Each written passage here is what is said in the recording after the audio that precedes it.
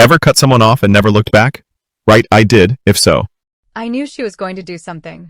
I felt it in my spine before the night even started, the kind of bone-deep awareness you develop only after decades of exposure to the same brand of sugar-coated sabotage.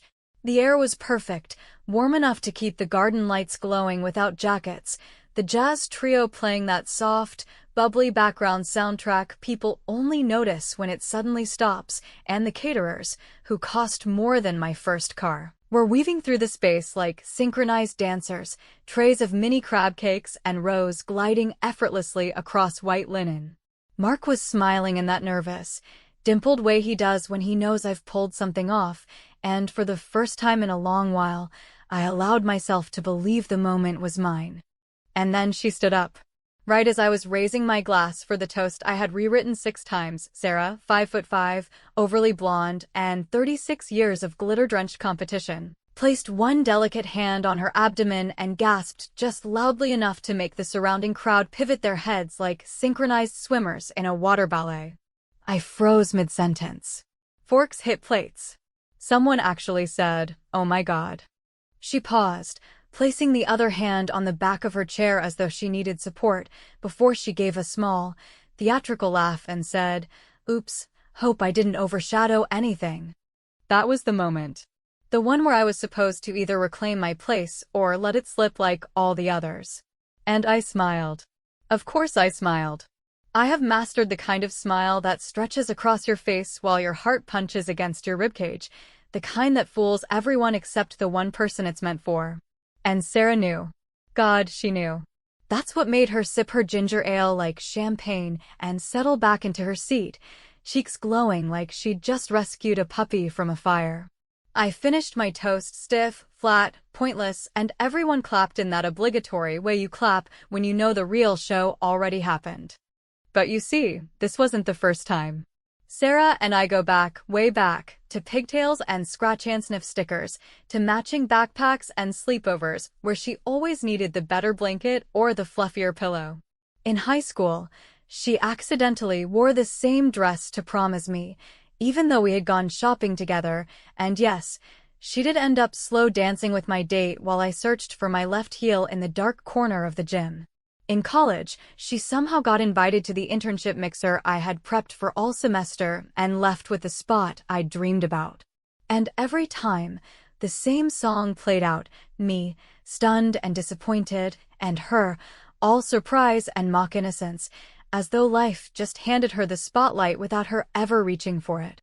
That night, after the party, after the plates were cleared and the jazz trio packed their instruments, I stood in the kitchen rinsing out wine glasses and thinking about how many moments I'd let slide. There was a pile of champagne flutes next to the sink, and each one looked like a little monument to all the times I hadn't said what I wanted to. Mark leaned in the doorway, tie loose, shoes off, eyes scanning me like he was trying to gauge if it was a good time to speak. He asked if I was okay, and I told him the truth, or at least the version of the truth that kept things simple. "I'm fine," I said, drying my hands. "She's just being Sarah." He raised one eyebrow, the way he does when he doesn't buy what I'm selling. But he didn't push. He kissed me on the cheek and went to bed, and I stood there, listening to the silence, wondering why I was still letting her write the headline of every major chapter in my life. That was the moment everything changed, not when she stood up or clutched her stomach or smiled that condescending little smile, but when I realized I wasn't angry anymore. I was tired. And there's a dangerous kind of power in tired women, especially the kind who've finally run out of excuses for the people who keep dimming their light just enough to stay the brightest in the room. So I made a decision. Not loud, not vengeful, not even cruel, just strategic. The kind of decision you make when you realize that being the bigger person has never actually made you feel big, just hollow and invisible. I walked to the dining room table, pulled out my laptop, and opened the spreadsheet for our save the dates. My fingers hovered over Sarah's name for just a moment before I added a note to her card: simple, elegant, unmistakable. Formal attire. Adults only. No personal announcements of any kind.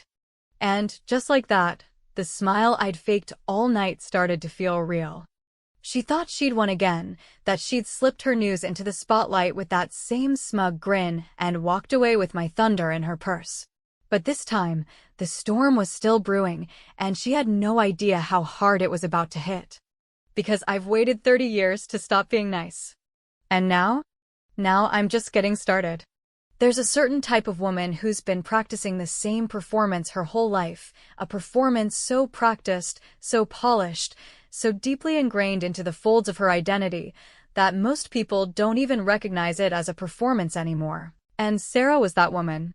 The kind who tilts her head just enough to look innocent while delivering something calculated, who can fake vulnerability with the ease of a blink, who can burn you to the ground with a smile and leave everyone thinking she was just being real. I don't know when I first learned not to trust that smile, but I remember exactly when I realized I wasn't supposed to say anything about it. We were 13, sitting cross-legged on her bedroom carpet, surrounded by 17 magazines and nail polish bottles that smelled like chemicals and gossip, when she told me she had kissed Matt Blake, the boy I'd had a crush on since 5th grade, the boy I'd written about in my journal, drawn little hearts around in my notebook, the boy I had whispered about only to her. She didn't say it to hurt me. She said it with a kind of bored detachment, like it was just a thing that happened on the way to something more interesting. I remember feeling my face burn and my stomach drop, but I laughed. I actually laughed, because that's what girls like me were taught to do, laugh it off, be cool, don't be dramatic, because nothing is less attractive than a jealous girl. And right then, I began rehearsing my own role, the quiet one, the understanding one, the one who doesn't make a scene. By the time we were in college, I had nearly perfected that role, though there were cracks, quiet cracks that people didn't notice, but I felt every time Sarah stepped in where she wasn't invited. She had a way of showing up unannounced, literally and metaphorically, and I remember this one night with excruciating clarity. Junior year, fall semester, the night I was supposed to introduce Ethan to my parents. Ethan was the first man I had truly imagined a future with, the kind of man who pulled out chairs without making it a thing, who remembered my brother's name and asked about my mom's bad knee. Sarah had never expressed any interest in him until that night, when she showed up at the same restaurant, ordered a drink at the bar, and accidentally sat next to our table. It wasn't the fact that she joined us without being asked that bothered me, it was the way her hand lingered a little too long on Ethan's arm when she laughed at his joke, the way she said his name just a little too sweetly, the way my mother whispered afterward, "She's just so charming, that Sarah. You're lucky to have a friend like her." I wasn't lucky. I was tired. And yet, I kept her in my life, not because I wanted to, but because I didn't know how to remove her without seeming bitter, petty, jealous, words that cling to women like mold and rot everything they touch. We'd grown up together, our families interwoven through neighborhood barbecues, church potlucks, school fundraisers. My mother once said Sarah was like a second daughter to her, and I never had the heart to tell her that second daughter was poisoning me with 1,000 tiny cuts. People always say women like Sarah are insecure beneath it all, that their need for attention comes from some deep-rooted pain or fear of being forgotten. But what no one talks about, what no one wants to say out loud, is that some women don't act out of pain. Some women act out of pure, cold enjoyment. They like being the center. They like making you feel small. They like watching the room bend around them, like light through a lens, and they especially like doing it in a way that makes you look like the bad guy if you ever dare to push back. Mark never understood the full story. He met Sarah as the polished adult version of herself, the one who laughed a little too loud and complimented his cooking just enough to disarm him. He didn't see the years of manipulation, the endless one-upmanship, the times she managed to twist the truth just enough to make me look dramatic when I tried to explain why something she said cut so deep. When I told him about the prom dress incident, how she showed up in the exact same red satin gown after swearing she'd bought navy, he chuckled and said, "Weird coincidence." When I told him about how she took my final project idea in freshman year, pitched it to a professor, and got published in the campus magazine, he shrugged. "At least you're both successful now," he said, like success is a pie we were all happily sharing. But he wasn't there in the moments after, in the dark corners of parties, in the silence of my car, in the ache that comes when you've been robbed of something that didn't belong to anyone else. He didn't sit beside me when I swallowed my anger so hard it made my stomach churn, or when I cried in the bathroom with the faucet running just loud enough to hide the sound. The night after the engagement party, I lay in bed staring at the ceiling while Mark slept beside me, breathing slow and steady like someone who's never had to second-guess the people they love. I thought about Sarah's smirk, her tone, that sing-song oops she dropped like a grenade wrapped in pink tulle, and I realized I had a choice. I could continue playing my role, smiling, forgiving, letting her rewrite the narrative, or I could rewrite it myself. The save-the-date card wasn't revenge. Not yet. It was a statement, a warning, really. A polite, printed line that said, without saying, this is not your stage.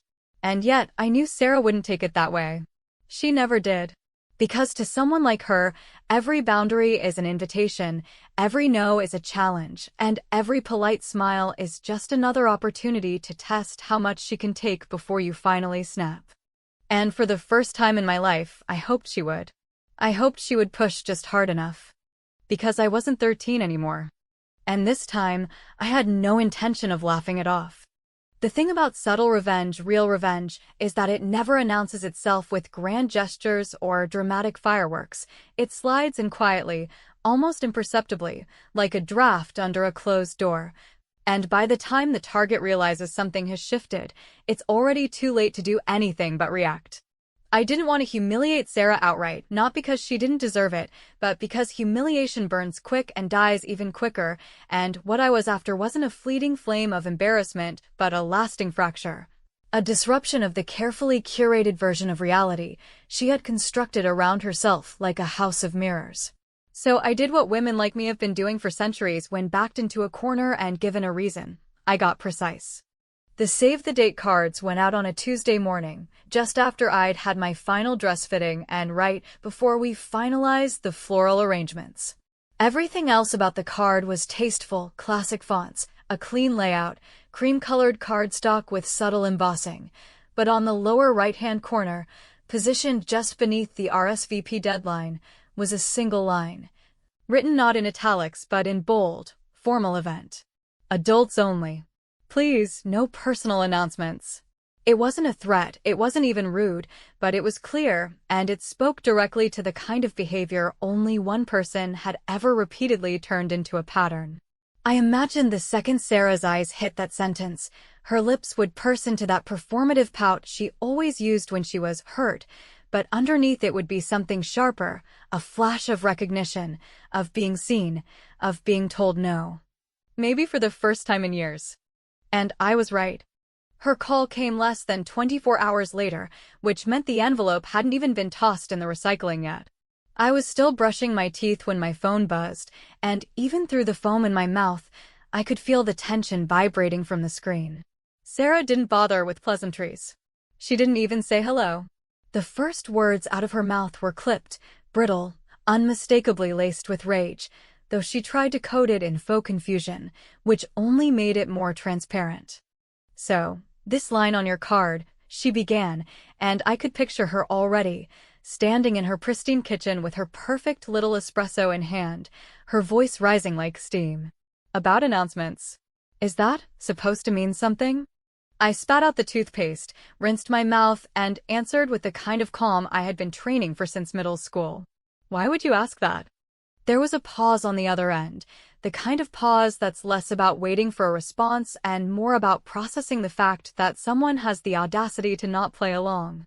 She sniffed, an old tic of hers, and then said, well, it just feels pointed. Like maybe you think I did something wrong the other night. Did you? I asked, letting the silence that followed speak louder than anything else I could have said. That's when her mask cracked, just a little. Just enough for the real Sarah to leak through.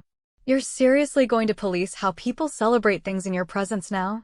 I mean, I get that it's your moment or whatever, but I just thought you'd be, I don't know, happy for me. There it was the word. Happy.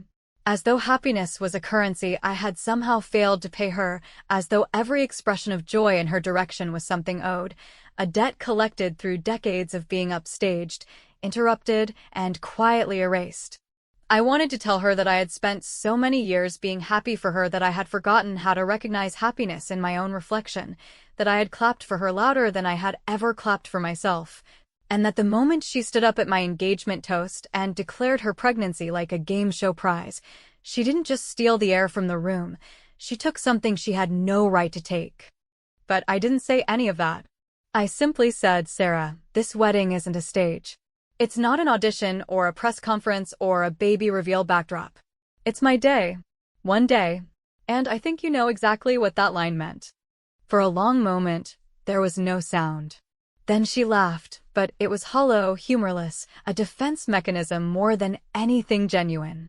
Well, she said, her voice sharpening like the edge of a wine glass about to crack, maybe I won't come at all. That'd be a shame, I said, and I meant it, though not for the reasons she assumed. Because what Sarah didn't realize, and likely never would, is that her presence had never added anything to my life beyond noise, a constant humming dissonance that threw every good note out of tune. Her absence, though, that was a melody I was curious to finally hear. The call ended not with resolution, but with distance, the kind of chasm that doesn't close no matter how many texts or social obligations try to stitch it back together. I stared at my phone for a long time after the screen went black, feeling something I couldn't name, not victory, not satisfaction, but something deeper, quieter, and much more dangerous, readiness. Later that evening, Mark asked if I thought she'd show. He didn't ask with anxiety or dread, just curiosity, as if he hadn't spent the last 2 years watching me unravel every time she entered the room. I looked at him, at the man who knew me well enough to recognize that something had shifted, but not quite enough to know the extent, and I said, I hope she does. And I meant it. Not because I wanted another fight, but because I wanted to see if she would dare walk into a room where the spotlight no longer bent to her will. The invitations were out. The game had changed. And for the first time in our long, exhausting, lopsided history, I wasn't waiting for Sarah to give me permission to shine. I had drawn the line. Now it was up to her whether she'd trip over it or learn to finally step aside. There is a peculiar kind of loneliness that wraps itself around a person not when they are actually alone, but when they find themselves surrounded by people, family, friends, even a partner, who simply cannot see the truth that is so blindingly obvious to them. And in the days following Sarah's phone call, as whispers of disapproval began to trickle in from people I had long believed to be neutral, I found myself swallowed by that exact kind of loneliness, the kind that makes you question not your choices, but your sanity. It started with my mother, of course, because it always does, with that tight, forced smile voice she uses when she's trying to play peacekeeper, although what she really means is that I should stop stirring the pot and let Sarah, once again, slide through the cracks without consequence. She had called under the guise of checking in about the centerpieces, which we both knew was code for I heard about the line on the invitation, and after a few minutes of pleasantries so strained they could have snapped in half, she finally sighed and said, Honey, don't you think it was a bit much? I mean, we all know how Sarah is. She doesn't mean anything by it. And there it was again, that tired old phrase that had followed Sarah like a halo for as long as I could remember, a phrase that had been weaponized into a shield, used by everyone from PDA moms to boyfriends who should have known better to excuse her behavior, to rationalize the way she steamrolled moments and manipulated sympathy like it was a birthright. She doesn't mean anything by it. As though intention were the only thing that mattered. As though the destruction someone leaves in their wake is somehow less real if it came wrapped in charm. I listened to my mother talk, her voice teetering between concern and mild irritation, and I realized, with a kind of bitter clarity, that I was not going to be supported in this. Not fully. Not by the people I had grown up trusting to see me clearly. Because the world loves a woman like Sarah, a woman who smiles wide, compliments your dress, and tears you down with a velvet glove, and it mistrusts the woman who finally decides to stop swallowing her discomfort and begins naming what's really happening. Mark, to his credit, tried to stay neutral, which, in practice, meant choosing passivity over action, and though I didn't blame him, after all, Sarah wasn't his ghost to exorcise, I found myself growing colder in our conversations, more distant. Not because he had done anything wrong, but because I had reached a point where I could no longer share space with anyone who wasn't ready to admit that something needed to be done. He had asked me gently, one night while folding laundry, if maybe I was letting this get to me more than it should, and I had stared at the pile of towels between us, wondering how to explain that letting was never the issue. I hadn't let this happen. I had endured it. For decades. But I didn't fight him. I didn't argue or snap. I nodded, kissed him on the cheek, and waited until he left the room before I pulled the old photo album from the back of our closet. The one I hadn't opened in years, because it smelled like the kind of nostalgia that tends to sour in the gut when you're old enough to see it clearly. The album was heavy, not just in weight but in memory, and as I flipped through its pages, past the glitter-glued elementary school collages and the awkward Braces-era class photos, I saw her face again and again, always right next to mine. Always smiling just a little wider, always just a little more centered in the frame. I saw the prom night photos, both of us in nearly identical red dresses, hers more fitted, mine off the rack, and I remembered the way she had spun in front of my date like a ballerina while I stood on the gym floor in shoes that didn't quite fit, pretending not to care. And in that moment, staring at those pages and the hundreds of tiny, paper-cut reminders of who Sarah had always been, I felt something inside me settle, not with rage or with pain, but with clarity. It wasn't about one toast or one party or even one wedding. It was about the way someone like her could live her entire life, rearranging the world to suit her needs, bending people into apologizing for her behavior, and still walk away untouched. That's when I knew it wasn't enough to set a boundary. Not anymore. Sarah had spent decades rehearsing how to step around boundaries with a smile. No, what I needed wasn't distance. I needed revelation. So I started to plan not out of malice or spite, but out of necessity. A cold, calculated necessity that felt less like revenge and more like reclamation. I went through old digital files, messages, social media posts, videos from birthdays, bachelorette parties, graduation dinners, any time she had turned someone else's celebration into her spotlight, and I began compiling them. Not to share them publicly, not to humiliate her in front of the world, but to remind the people closest to me, and to Sarah herself, who she really was, stripped of the gloss and the grin. It was Mark, unknowingly, who gave me the final idea, the twist that tied everything together. He had asked, weeks earlier, whether I wanted a slideshow at the reception, a cute montage of us growing up, meeting, dating, all those Pinterest-worthy moments stitched together for guests to ooh and over during dinner. At the time, I'd brushed it off. But now I saw its potential, not just as a sentimental filler between speeches, but as a message, clear and sharp and disguised as nostalgia. I called the DJ and told him I wanted to change the original video. I would send him the files directly. No copies to family. No previews. I wanted the full effect delivered live. He agreed, though he sounded surprised when I emphasized that it should play directly after Sarah's toast, which I assured him she would give, no matter what she might claim now. Because deep down, I knew she wouldn't stay away. She couldn't. Sarah was drawn to attention like a moth to flame, and even if she was angry now, she wouldn't resist the chance to walk into that room in a designer dress with her baby bump just starting to show and play the part of the glowing, misunderstood friend. I didn't hate her. That's the thing most people wouldn't believe. Hatred would have been simpler, cleaner, more satisfying in a way. But what I felt was older, messier, and much more intimate.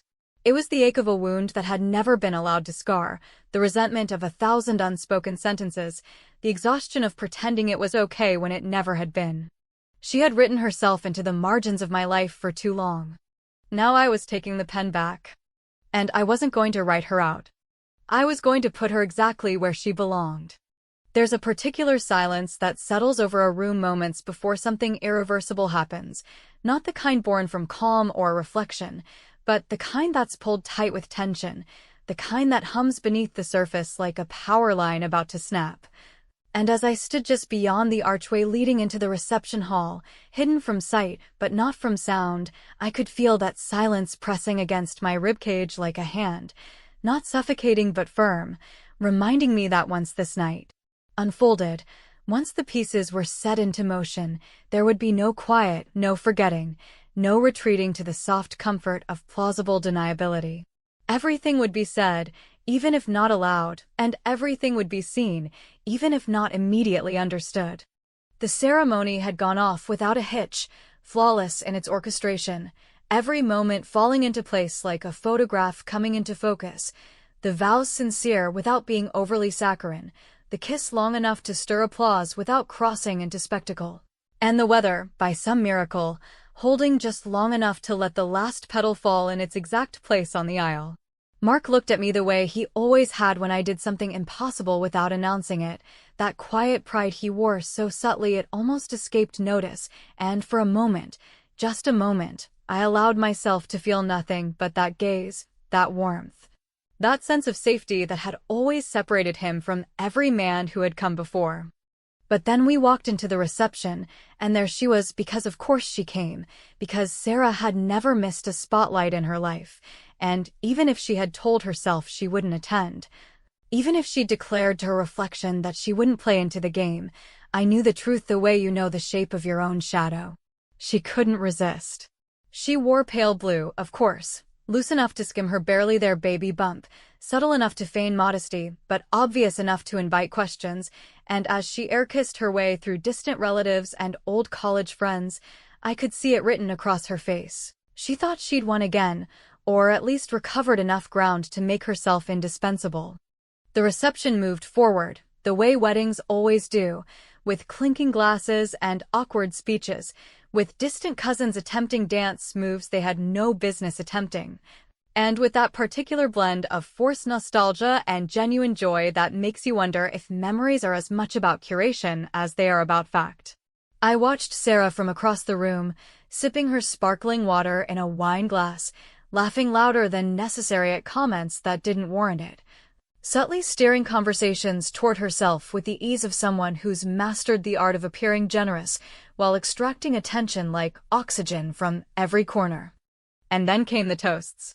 She wasn't on the official list, but she didn't need to be. She waited, just long enough for the MC to move to the next segment, then stood up with that look she'd used all her life, that practiced expression of mock surprise tinged with entitlement, and said, "Oh, before we move on, if I may, I just want to say a few words about the bride." The room shifted, not uncomfortably, but with that collective awareness people get when someone unplanned steps into the spotlight. And because this was Sarah, and because she was who she had always been, no one objected. She started with a smile, soft and warm, and she told stories, carefully selected, deliberately crafted, about our childhood, about the way I used to color code my Lisa Frank folders, about how we'd built entire fantasy worlds in my backyard during the summers, about how, even then, I had been driven and focused, which, coming from her, sounded suspiciously like rigid and controlling. People laughed, of course. She was charming, and charming people always get the benefit of the doubt. Then, toward the end, her voice dropped, just enough to turn the energy, and she said, "You know, life changes so fast. Just when you think you know who you are, everything shifts. I'm learning that myself. Motherhood changes everything. You'll see." She looked at me as she said it. No one else noticed the way her eyes narrowed, the way her smile tightened around the edges, but I did. I saw it all. There was a beat of applause, polite and fleeting, and then the lights dimmed, and I took the microphone. I didn't say much, just a thank you, a few words about love and time, and how moments like these remind us who we've grown into and who we've outgrown. Then I gestured to the DJ, and the screen lit up. It began like any wedding slideshow, with grainy photos of childhood, me in a tutu, Mark on a swing set, our awkward adolescents lined up next to family dogs and birthday cakes, but slowly, so slowly most people didn't notice at first, the narrative began to shift. Mixed in with our memories were images and clips Sarah had long forgotten, or, more likely, had never realized anyone else had captured.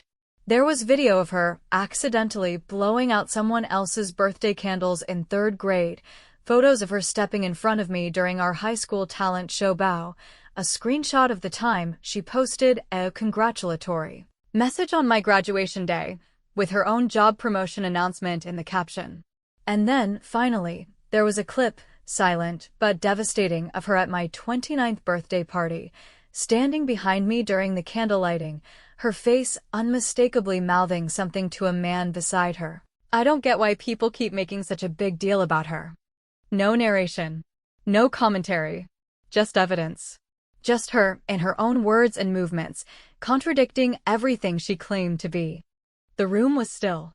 Not dramatic, not scandalized, just still.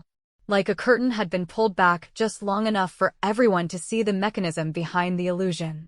I watched her from across the room, and in that moment, for the first time in our long and miserable history, she had no script to fall back on, no performance to shield her. She blinked once, twice. And then she stood up, knocked her wine glass onto the table by accident, or maybe not, and walked straight out the door without a word. Mark touched my hand under the table, lightly, as if to ask if I was okay, and I nodded, not because I felt triumphant or vindicated or even relieved, but because I had finally done what needed to be done. Not for them. Not even for her. For me. Weeks passed. Then months.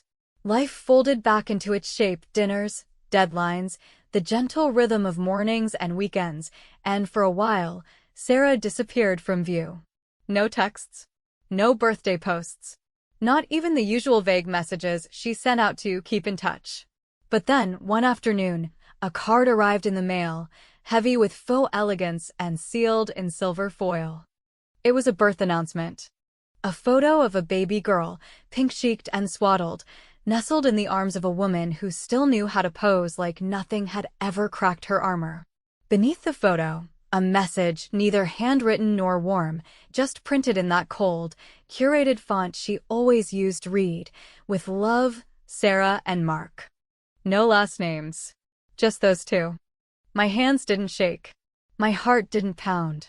I simply stared at the card, letting the implications bloom and wither and bloom again inside my mind, because whether it was a mistake, a dig, or something far worse, I would never really know. And that, perhaps, was her last move, the final twist of the knife, leaving me not with answers, but with questions, the kind that never really die, just burrow deeper. And maybe that's how it always ends, with silence and doubt, with stories half told and truths half known. But one thing was clear. Some people never change. And me? I had. And I was never, ever going back.